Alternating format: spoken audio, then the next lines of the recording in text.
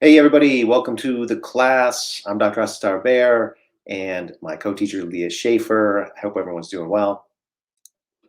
Hello.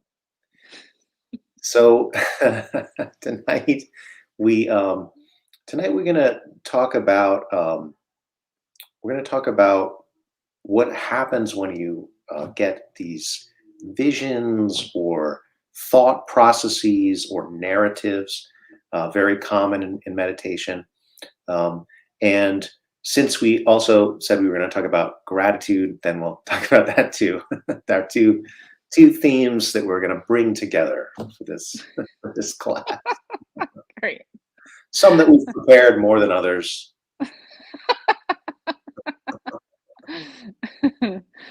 Oh, well, it's kind of funny to be doing a meditation show because it is such a visual medium for practicing meditation. So I think that goes really well with tonight's theme is like, if we think about how much we get out of visual stimuli on a regular basis, we can have an entire experience through a movie, for example. And it's something completely outside of us, people we completely do not know, and just that visual medium, mixed in with a storyline can create a tremendous amount of symbolism and meaning to us.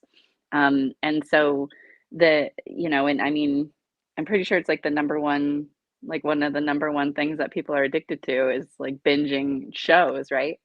So it just shows like how much um, vision and can really have an influence on us and what we see.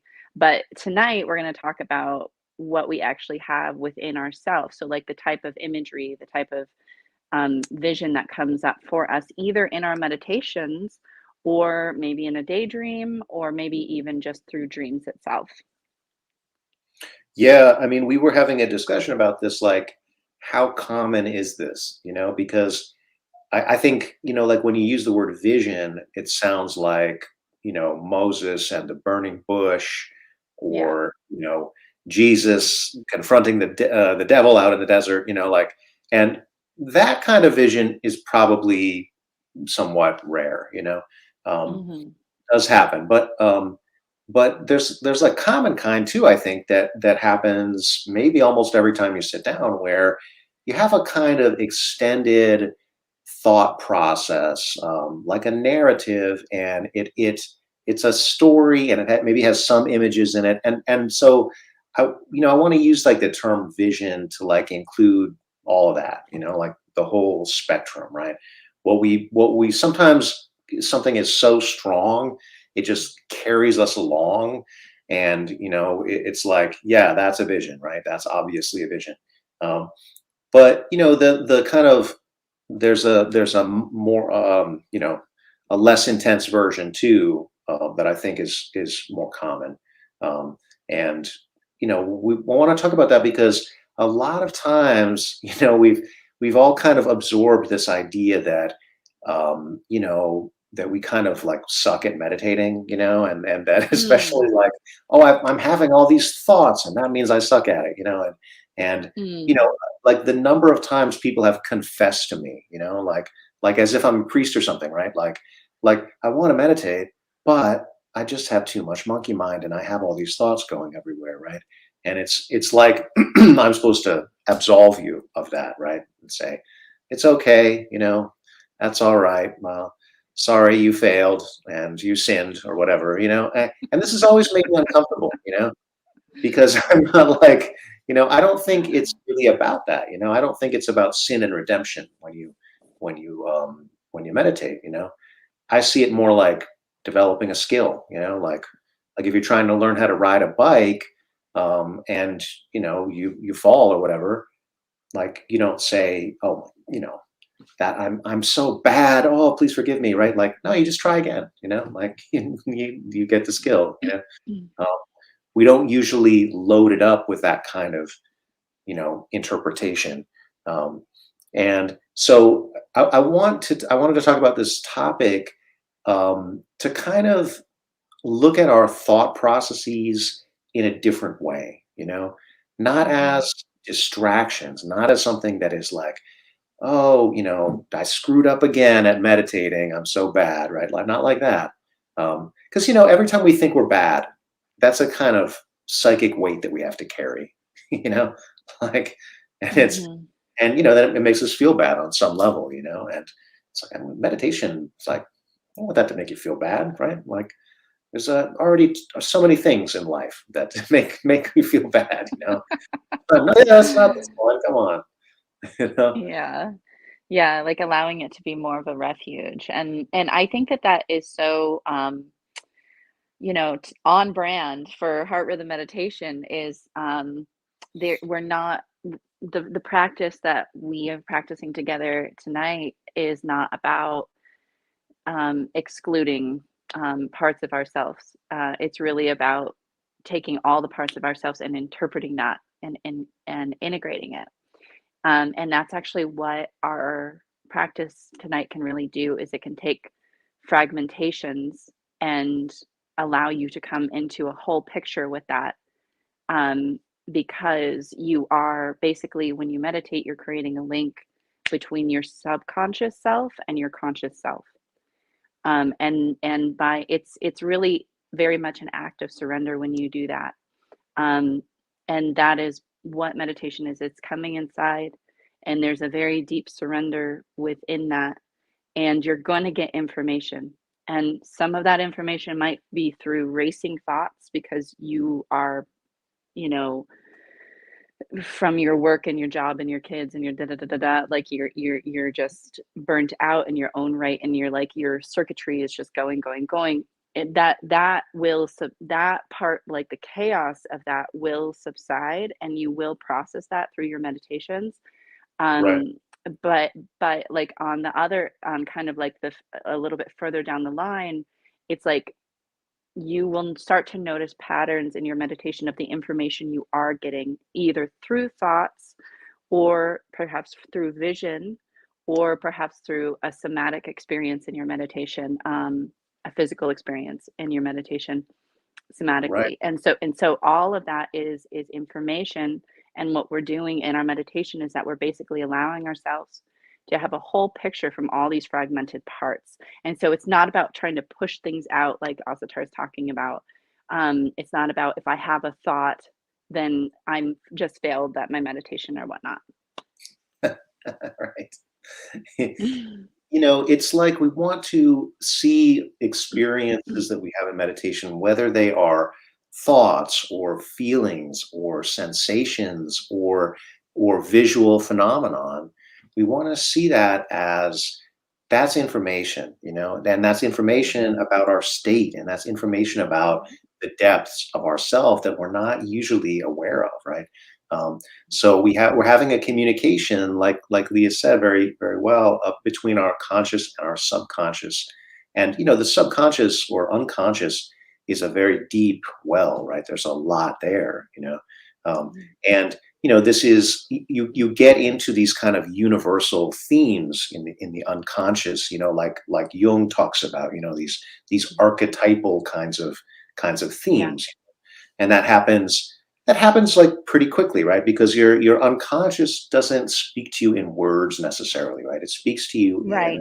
sensation and feeling and imagery, and then you're like, what do I make of this, right? How do I interpret this, right? And so I want to suggest to you that it's a good idea to just view whatever happens in meditation as all part of it, Yeah. like, That's, yeah. view your experience in meditation like how a dog views smells, right? Like dogs don't go like, "Ooh, I like that smell. I don't like that smell," right? They're like, "Ooh, smells interesting," right? Like I, I want to learn more about it. Like all smells are of interest to a dog. So like treat your Oh, experiences that way. Don't say like, "Oh no, I only want good ones and no bad ones." No, it's all information. It's all energy here, and we yeah. don't, by resisting and by trying and judging and categorizing and all that stuff, right? We're keeping the experience at bay, and we're staying on Mhm. the surface of it, and that's first of all kind of exhausting, and secondly, like that's not really what we're here to do, right? We're here to dive into it and really experience all that there is that's for us to experience, right? So, this is it's kind of like we're suggesting like a different way of looking at just what happens, when you close your eyes and sit down. And isn't it interesting, by the way, that you close your eyes, and so you're closing off that visual sensation, but Mhm. you still see things, right? I mean, you still like you see things in your mind, like your mind, I mean, I don't know, like I personally, I don't know how your mind works. I get different kinds of things, right? Like I get images, sometimes I get some words, right? Sometimes it's kind of a mix, um, but there's always a visual component to it for me, there's always some kind of visual Mhm. component.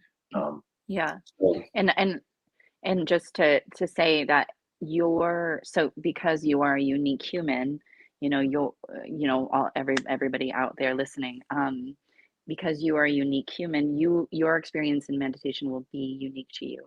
And so Asatar Dr. Asatar Bear sits down and he has a lot of visual experience, right? I sit down and mine is all somatic. Like I that you can hear it when I guide a meditation. You can hear that I'm describing what's happening in my body. And that is mm, because all of my meditations are somatic. And I actually have to dig a little bit deeper for the symbolism to come up, like the symbols to actually happen. But then I'm somebody that will have like vivid dreams. You know what I mean? So like I won't have the mm. necessarily visuals in the meditations per se. It's different for every meditation is different. Sometimes it's just breath and heartbeat. I It's get all a lot right. of somatic stuff Yeah. too, a lot of Yeah. sensation stuff too, and, it's like we wouldn't want you to see that as, like, a distraction, and especially we wouldn't want you to see it as, like, a mistake, like, your body's trying to tell you something, Mm-hmm. maybe listen to it, right? Like, and maybe take it Right. seriously. Now, it might not be, the meaning of it might be deeper than the surface appearance of it, right? Like, when you meditate on your heart and you meditate on your heart chakra, your heart center, it's common to get pain in the chest, Um, now that doesn't mean you're dying, that doesn't mean you're having a heart attack or whatever, right? Like it means you're feeling pain in the chest area. And then it's like, well, let's explore that, right? Um, what's that about? What's that connected to? What are the thoughts or feelings that come up around that, right? Like, Yeah. this is how we're suggesting you work with it, right? The meaning unfolds as part of the experience, and it's Yeah. good to kind of just hold it lightly. Like I don't expect to know exactly what it means as it's happening, even necessarily, right? But it's like you take a kind of attitude of interest, and openness to learning from the experience. Um, Yeah. and maybe it reveals itself, maybe not. Like Mm. sometimes I have a pain in my body. That it's, I notice it, right? And then it goes away. And I never really know what it means, right? Sometimes that happens, So we don't want to get locked into thinking like, oh, it's going to be like a certain narrow interpretation. That might not Right. happen, but it Right. might. Too, Right. so Yeah. Yeah. So Satar and I really just want you to have the feeling that everything that happens in your meditation, like he said, is a part of it. And but the other reason that this type of exploration is so important is because life is a bit of a jungle, navigating life is a jungle. And so your ability to meditate and interpret what's happening um, intuitively is going to be really, really, really heightened in your meditations. So, like, um, again, it's kind of making a full picture out of the fragments for yourself. And through that, you can do so many things. Like one of them is that you can integrate experiences from the past. So something that has like left a mark on you one way or another, you can integrate that and turn it into more of a whole. Another thing that you can do is really get clear on what it is that you are headed towards next. Um, Martin Luther King Jr., I have a dream, right? mm, Literally says it in the visual medium. I have a dream, right? So your information that you're getting through your meditations, it helps to guide you on what your dream might be, what your next steps might be, what your guidance is. Because when you sit down, the things that are most important to you are going to come up, and that's I think one of the reasons that we avoid meditation, or me included. Like, if I'm scared, anxious, I'm going to avoid my meditations, because guess what? When I sit down, I'm gonna feel it. I'm gonna feel all the stuff, right? But so through these meditation experiences, though, what can happen is that you will create this bridge between your subconscious and your consciousness, and then you're going to start to have, if you pay attention internally, you're going to start to have the ability to recognize the patterns that are happening. And that will give you the information you need to guide you along your way, through this jungle that is life. Yeah, absolutely. And I think, like where this connects with gratitude is, we want to try to cultivate this as a kind of attitude, right? So what we're suggesting for, your attitude about your meditation, right? Every part of the experience has value and every part of it has meaning. Mhm, And then it's like, mhm, well, it's a pretty short step from there to say like, oh, well, I'm grateful for the experience, like I'm glad to know this about myself, right? I'm glad to have experienced mm, this. This is important. It's coming up right now for a reason.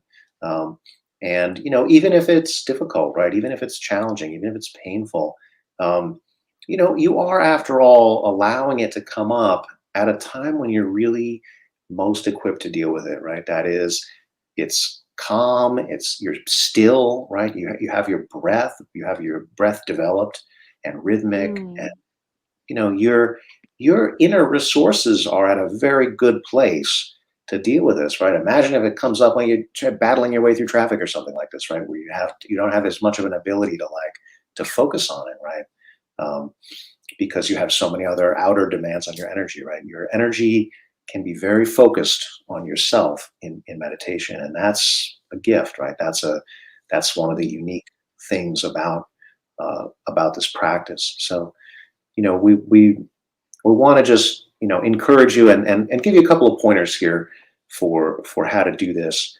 Um, so I guess we should do a meditation. Yes, Who's doing this one, Leo? I'll do it. All right.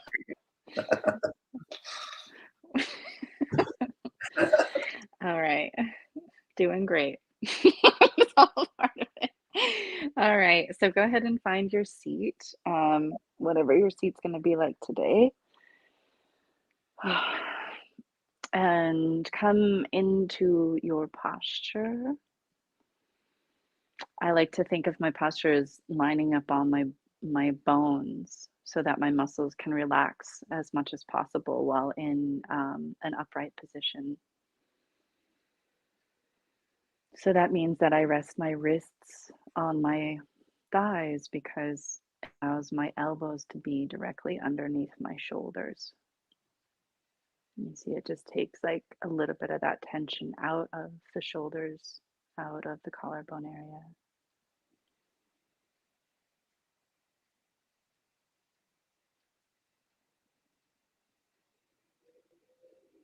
And then you start to deepen your breath. And so when we close our eyes, a lot of the internal information will start to come up.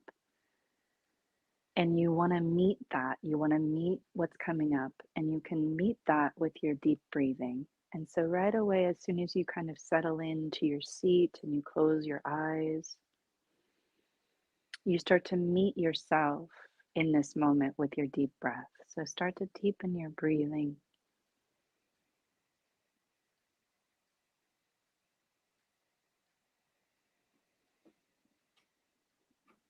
Most of the time that we breathe in our day to day life, we're breathing in a very shallow way, and even a chaotic way. It's just natural. Breathing in our upper chest and taking shallow breaths. Or we stop breathing when someone says something that scares us, we stop breathing. And so right now you are really That's honestly one of the brilliant things about the breath is that the breath can switch between your subconscious and your consciousness. And so you're making your breath conscious right now, and you're proactively allowing your breath to be deep, full, and rhythmic.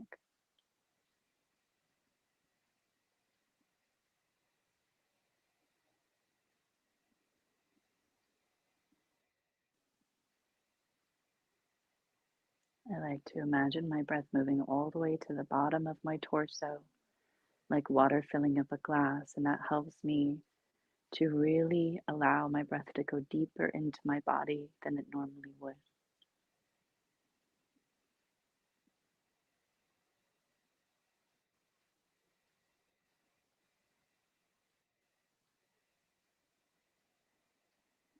And with the exhalation, it is mostly very organic.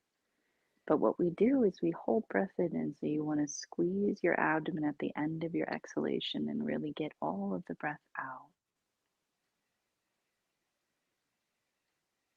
Really give everything you have with your breath in this moment.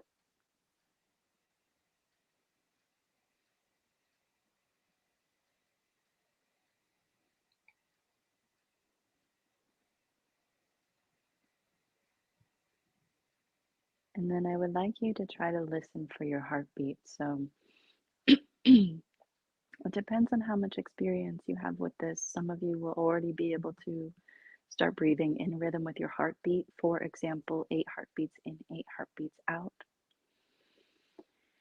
But if you are just starting on this path, and this is an all levels class,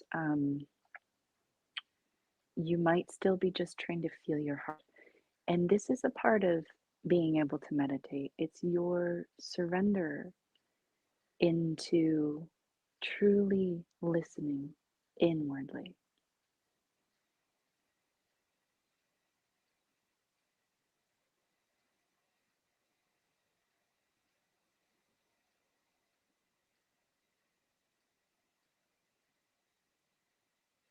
And so as you breathe deep, full breath,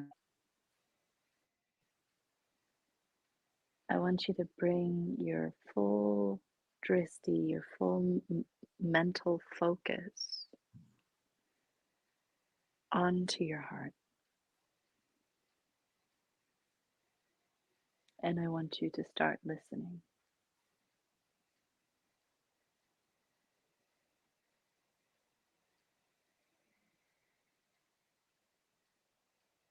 I'm placing my fingertips onto my sternum over my heart just to help me kind of get that little bit of extra ability to focus on my heart deeply.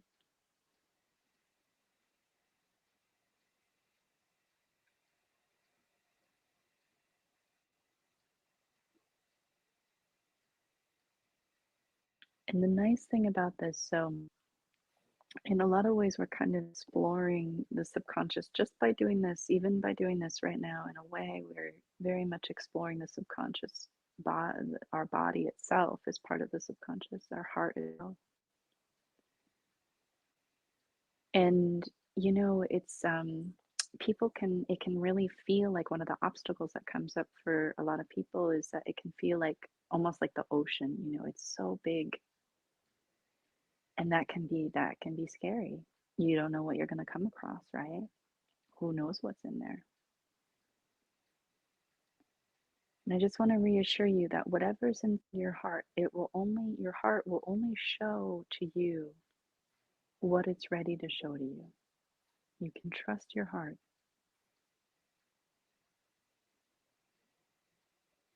If your heart wants to show you something, it means that it's ready to integrate that into your life.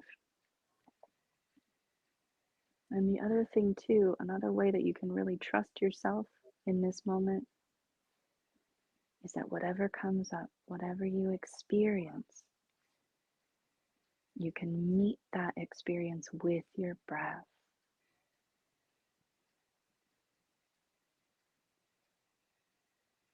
So, whatever that experience might be, you just breathe right into it.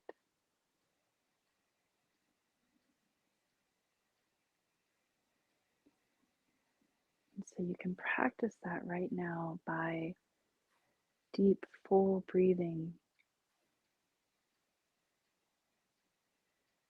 as you allow yourself to keenly listen into your heart for what it wants to say or give to you in this moment.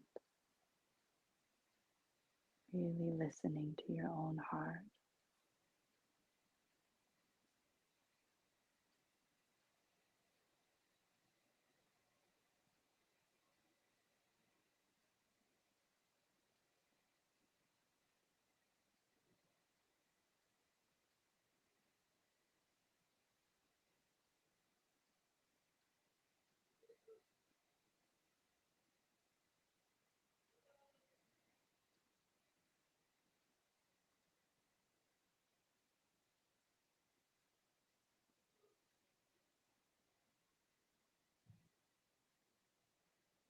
Some of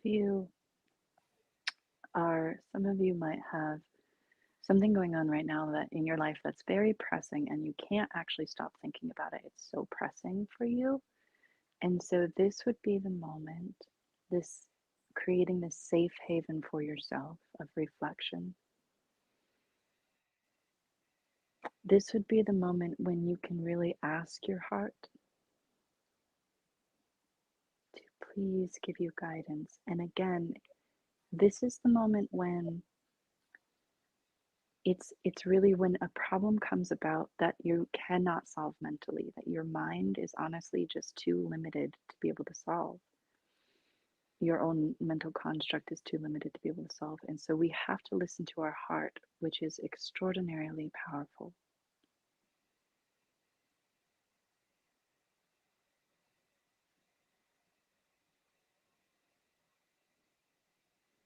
And so if you are someone that right now you know exactly what you want guidance on, you know exactly the obstacle that's in your way, then I want to encourage you to just ask your heart for any kind of guidance toward the obstacle you're facing.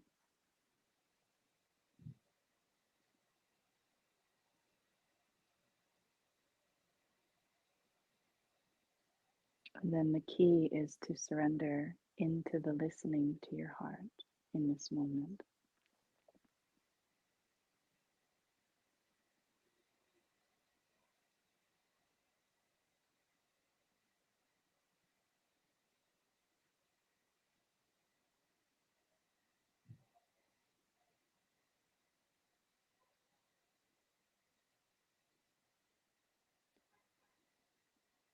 If your obstacle is clear, I want to just say keep listening to your heart. If you're someone that doesn't have a current obstacle, what you're going to do is that you're going to follow every breath you take into your heart and kind of feel around all these chambers of your heart with your breath. So it's as if your breath creates almost like a little bit of a conscious awareness with every part of you that you bring your internal attention to.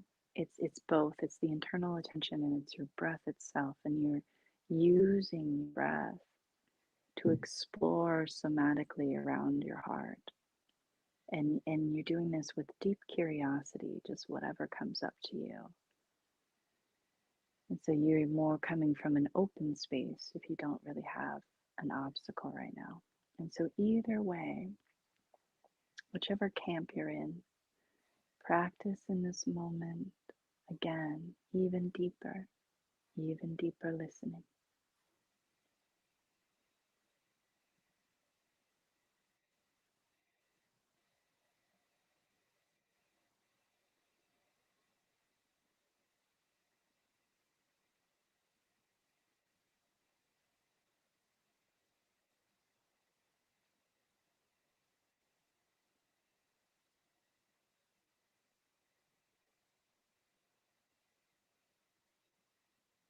There's a certain innocence to this listening.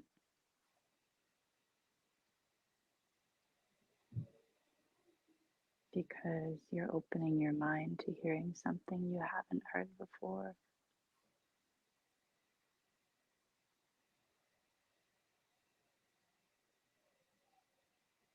You're allowing that curiosity, that childlike curiosity, to be at the forefront of your intention.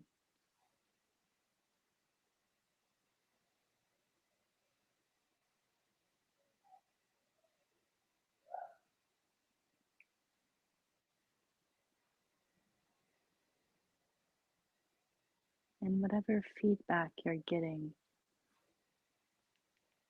sometimes the feedback comes immediately in the meditation, and sometimes it comes later. So that's okay, keep an open mind. But if you do get any feedback, if any symbols show themselves to you, or if you can feel somatically things happening on an emotional level, really honor whatever is coming.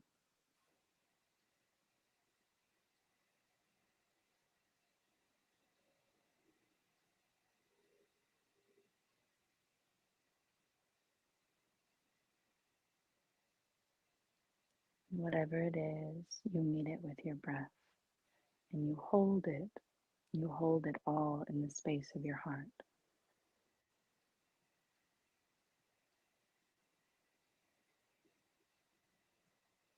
All the parts of yourself.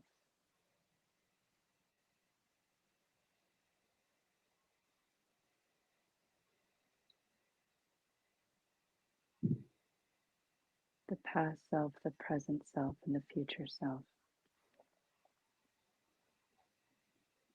All the parts of yourself, holding them inside your heart's field, your heart's energy.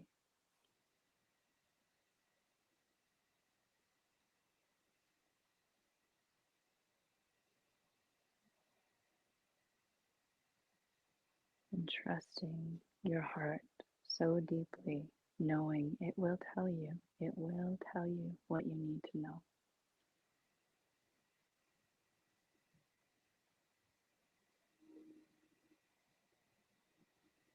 Especially when you give it space, like you're doing right now, and you give it harmony with your breathing.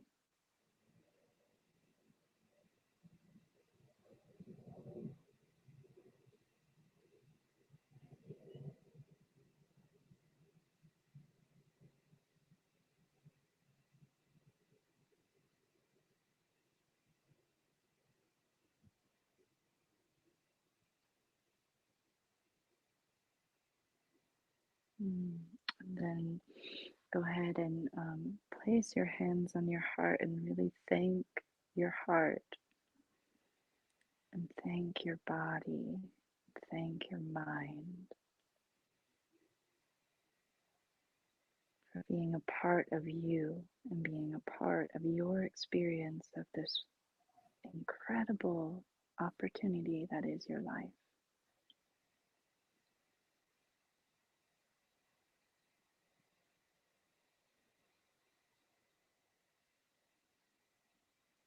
And then letting go of breathing this way, moving your body, and opening your eyes.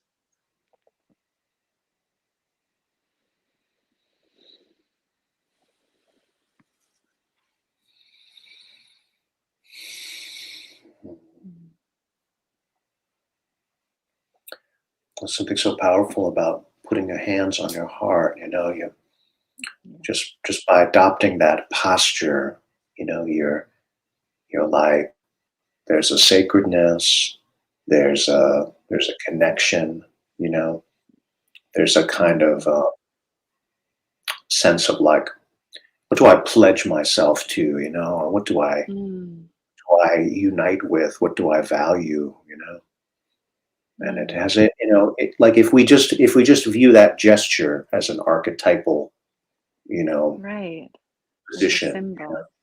yeah. Yeah. What would that mean if you saw Symbol. sculpture doing that, right? Like, I mean, Right. what would it convey? Mhm. And it conveys all this within us, it's an amazing thing, And, Mm. Mm. thank you for that meditation. That was nice. Thank you. We just that sense of like that your heart knows and that your heart has a message for you. And, I mean, um, what a powerful thing to realize, to make that real within you. I mean, we give that lip service, like we say, Right.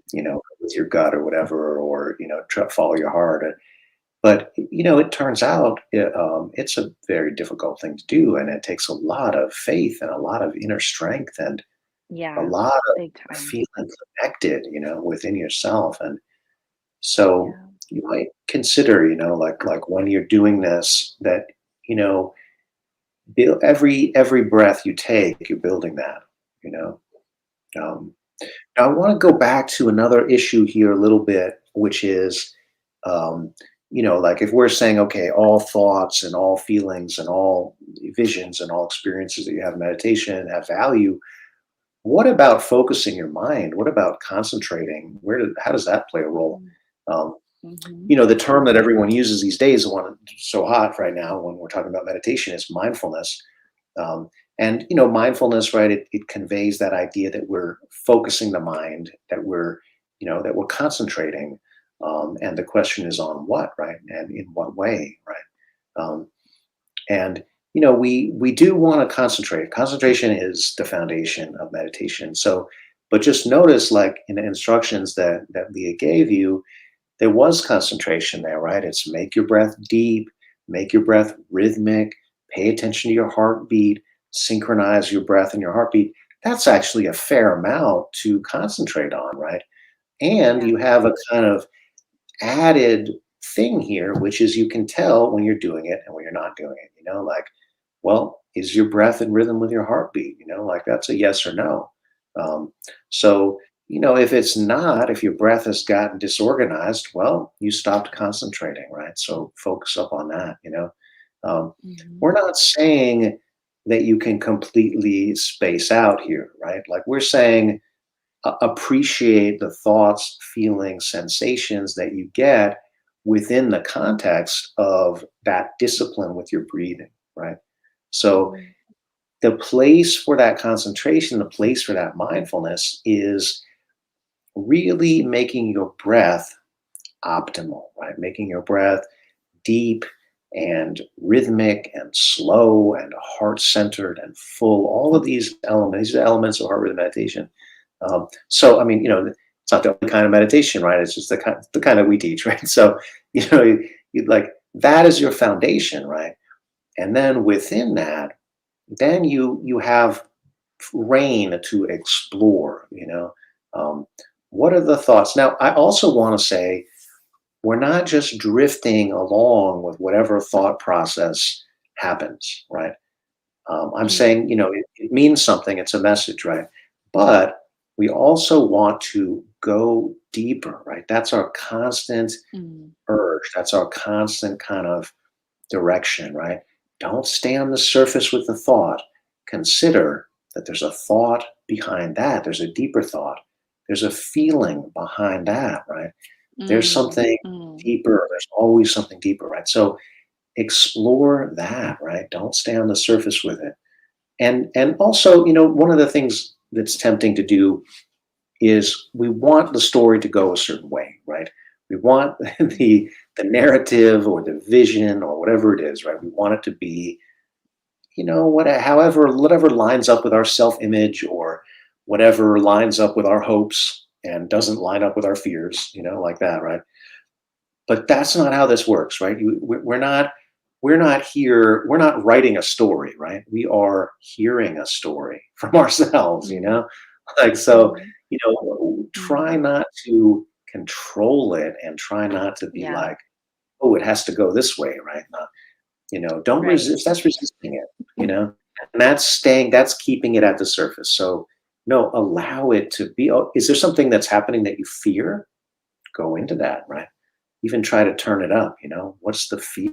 mm, What what might happen? What's the worst that can happen?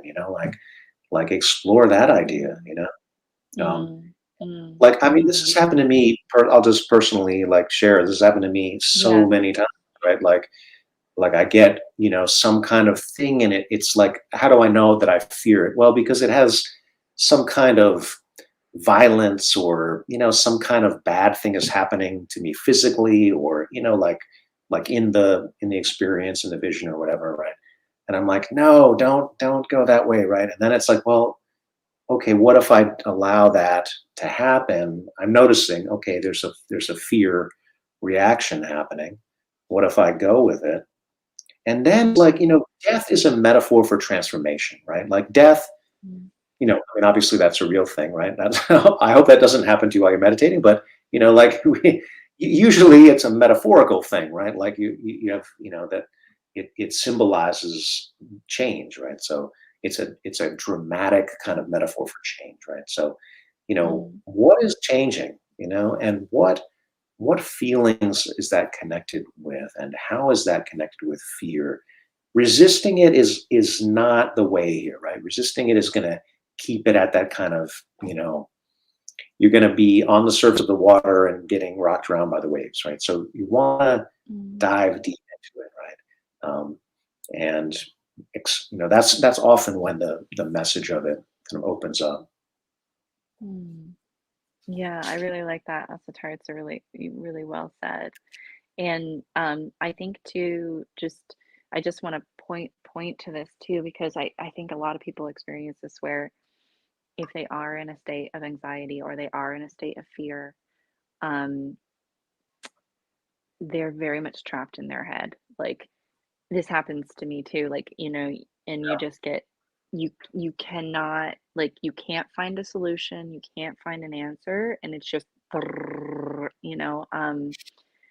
and so that is honestly like a big part of the trust in the practice is that, this deep full breathing, I mean, it activates your parasympathetic nervous system.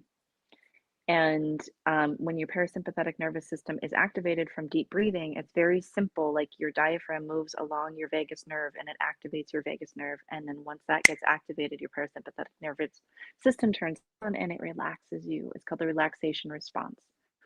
And Right. so, like, there's a certain ability to trust that kind of leap, that kind of interim time of having the fear or the anxiety going on in your head and trusting your practice will show up for you, trusting that your practice is going to help you to calm the system down, and Mm, then at that moment, then you have the type of choice like Asatar was talking about. You have the choice to say, I'm going to face my fear and I'm going to see what is the worst thing that can happen and what am I really afraid of. I'm going to get more information, right. and like Asatar was saying, I'm not doing that here and I'm not doing it out in the ethers.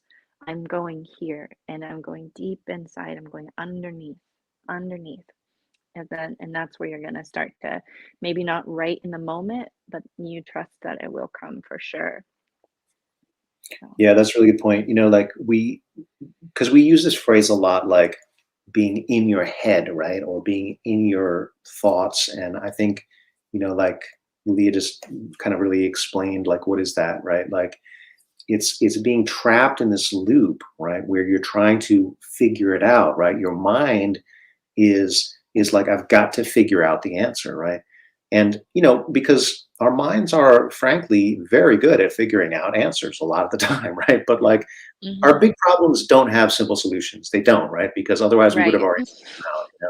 So to be trapped in that loop where you're like, I've got to figure out the answer, but there is no answer, right? Mm, Because you're not going to figure it out, right? The big questions that you're confronted with, that's not how they happen, right? You have to feel it out, right? You have to go through a process with it, right?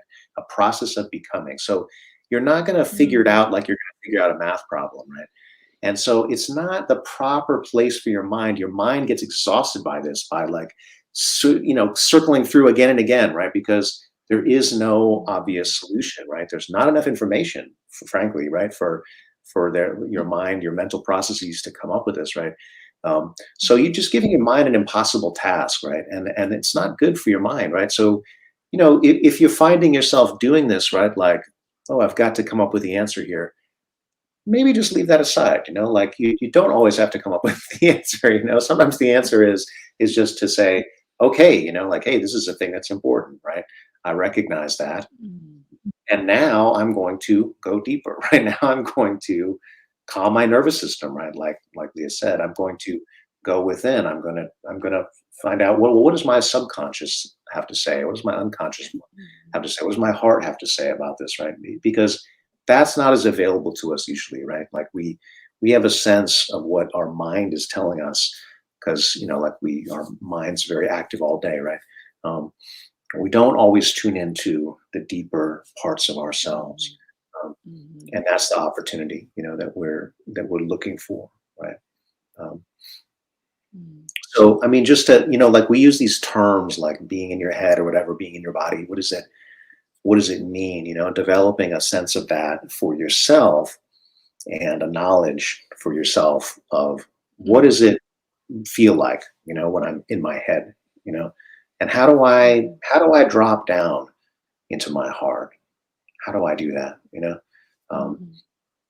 and it might not happen just like that, right? You might have to, okay, like Leah said, right? Your body might have to settle. Your parasympathetic nervous system might need to go through some period where it's activated, so Mhm. that you can, you know settle into that, right? So you're not in that place of, buzzing thoughts. Right? Mm. That's Not that it's nice. a bad place exactly. It's just that, it's not the only place, let's say. All Yeah, right, that's a good way of putting it. let's uh, let's do another meditation, and we'll try and bring these themes to another place. So, take your upright meditation posture. Tune into your body in alignment. Feel your weight on your sits bones. Feel that string, imaginary string that's connected to the top of your head, just lifting you up, using the minimum amount of effort to be upright, relaxing into the posture.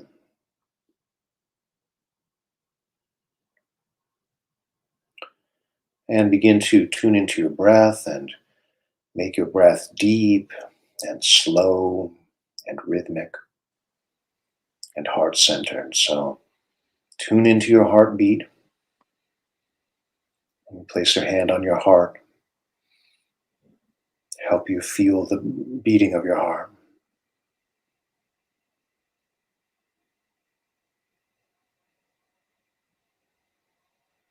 Same number of beats on the inhalation as the exhalation. For example, 8 beats in, 8 beats out. If you do that pattern or one like that, your breath is going to be much slower than it would ordinarily be. You're going to be taking fewer breaths per minute. This has the effect of slowing down your nervous system, slowing down your thoughts.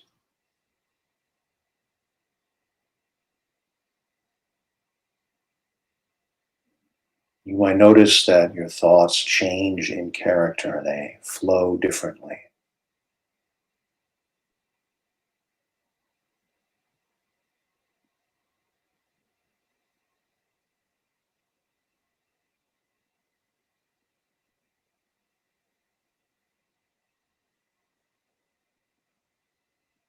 As you breathe, just feel the energy of your breath circulating through your body. Just notice if there's any particular place where it just comes to your attention.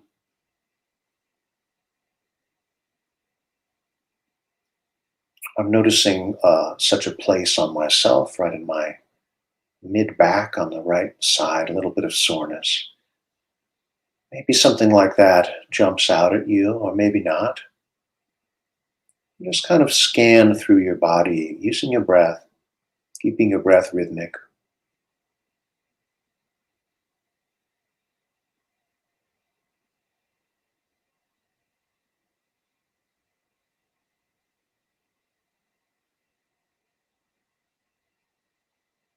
Would it mean to take this attitude that everything that you experience in your meditation has a place, has a meaning, has a purpose?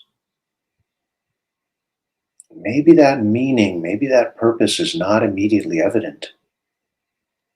What would it mean to go through your meditation with that attitude, with that point of view?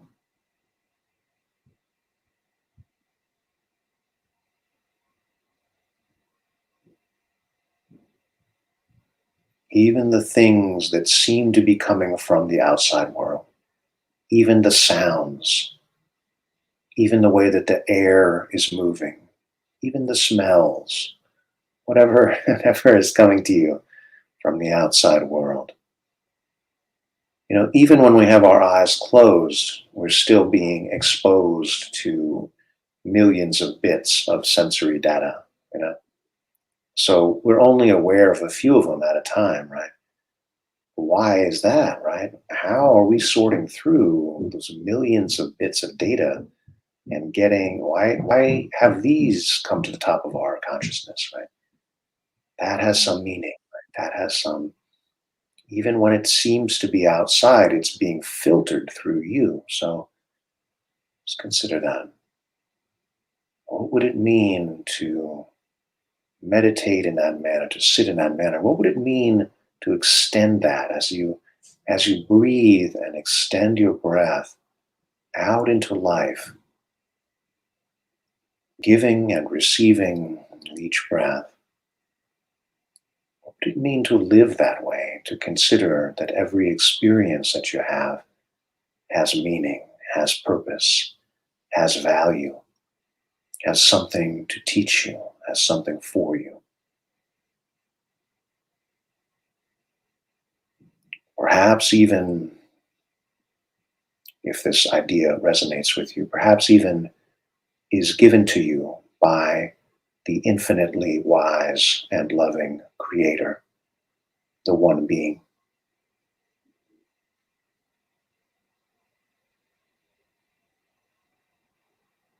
And if we take this point of view, we're not so hung up on, oh, is this good? Is this bad? We recognize that growth happens very often along with pain.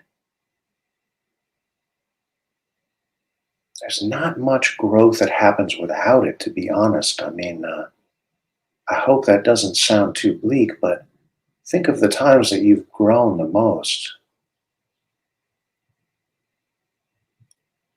My guess is that there's been pain along with that, and perhaps we could not judge it. We could say, thank you for all of it.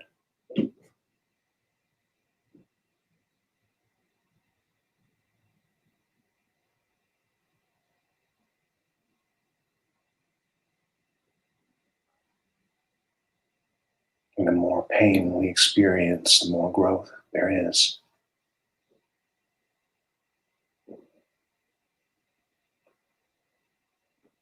Maybe we could even experience a beauty in it, a joy in it, an intensity, a longing. Maybe we could even stand in awe of that.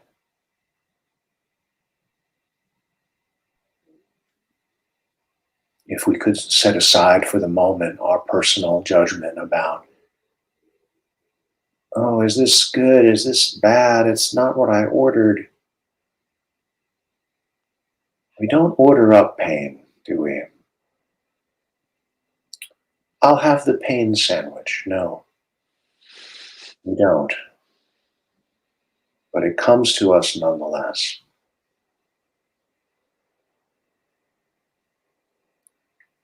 And we struggle with it.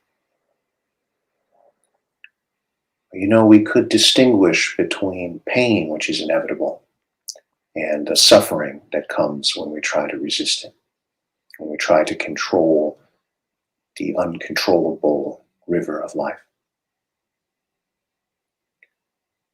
So instead, perhaps we could blend with it, flow with it, breathe into it, and find that we have the power to endure it and to learn from it and to grow with it.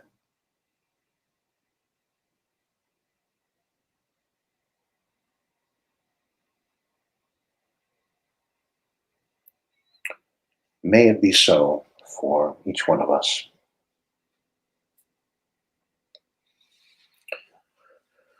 End our meditation there. And if you'd like to support the show, I'm very grateful to all of our patrons who support us on Patreon. Link is in the description. Um, Thank you Thanks for for the sharing meditation, meditation with us Oscar. tonight. Sorry, what did you say, Leah? Oh, thank you for the meditation, Oscar. Yeah. Mm. Nice to be with you all, and we'll see you again next week, same time. All right. Thank you, everyone. Have a wonderful evening, morning, or afternoon, depending on when you watch this. We're everywhere and always, so whatever time it is, now, baby. Be well.